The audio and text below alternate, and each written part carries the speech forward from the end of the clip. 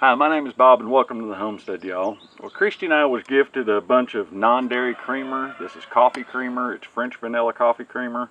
We were gifted several gallons of it and it was about to expire, and there's no way we could drink this much coffee creamer in a short amount of time. So we decided to go ahead and pressure can it. We talked about freeze drying it, but in the freeze dryer, everybody on the forums and everything say that this expands so much because of the sugar content in it that it basically blows up in your freeze dryer and makes a mess. So we thought we'd try to can it. Christy's hopped online and looked for several recipes on how to can it and found one that we wanted to try. Now what we did is we took the non-dairy creamer and put it in pint jars. Christy's put it all in pint jars, some wide mouth, some regular mouth. And we have 2 layers in here. We have 30 pints in this pressure canner. So we ended up with 31 pints out of 2 of the bags of creamer. So we have an extra one, so I'll just have to stick this one in the fridge and we'll just use it. So what we're going to do is we're going to put the lid on this. We're going to go ahead and pressure can it. We're going to bring it up to 10 psi according to the recipe we found online. And then you shut your heat off and let it cool. So once it gets to 10 psi, we're going to go ahead and kill the heat and then let it cool naturally. And then we'll take them out and they should be good.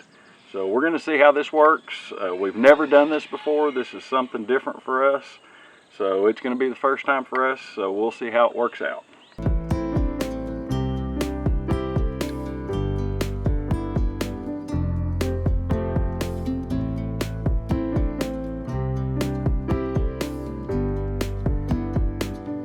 Alright, when you put your lid on your pressure canner, you want to go all the way around and make sure the gap is even all the way around it. So whenever you put your lugs up, you're going to tighten opposite sides. You want to check and always make sure that gap stays even all the way around as best you can. And so we do opposite sides. I like to get them all on there before I tighten it down too much. So just keep it even all the way around. I'll show you that gap in just a second.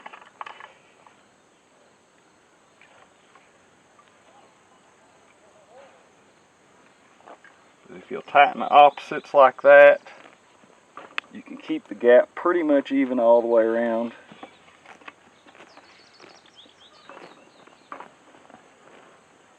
That looks pretty good. So I'm going to tighten them all the rest of the way up.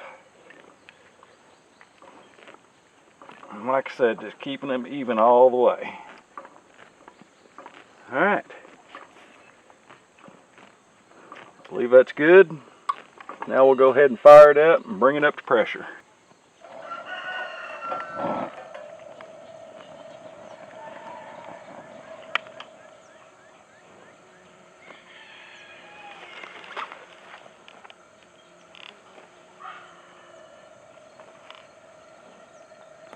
Alright, I'll keep the burner on about medium till it warms up a little bit. I don't want to heat it up too quick, and then I'll crank it on up to high. And once we start seeing steam coming out, we'll drop our 10-pound gauge on it. We'll bring it up to 10 psi. Once it gets up to there, then we'll shut the heat off. Okay, we're starting to see a little bit of steam come out of our vent.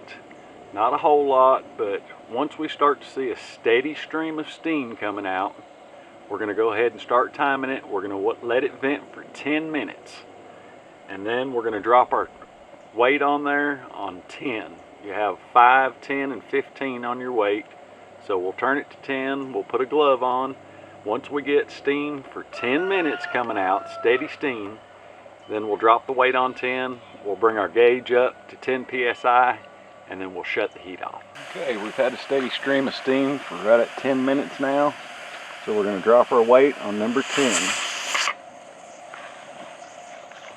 Now we'll wait for our pressure gauge to come up to 10 psi and for our weight to jiggle.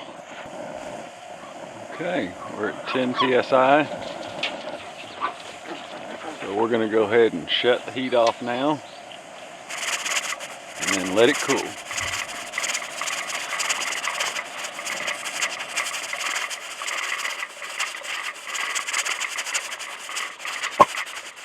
Okay, we got the heat off. So now we're going to let it cool till the gauge gets down to 0. So once it gets into the black, all the way down to here at 0, then we'll go ahead and we'll pull the weight off.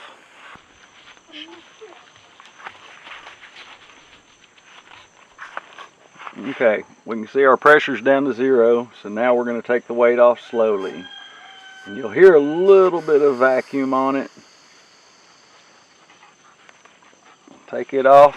Now we'll let it cool. Thank you.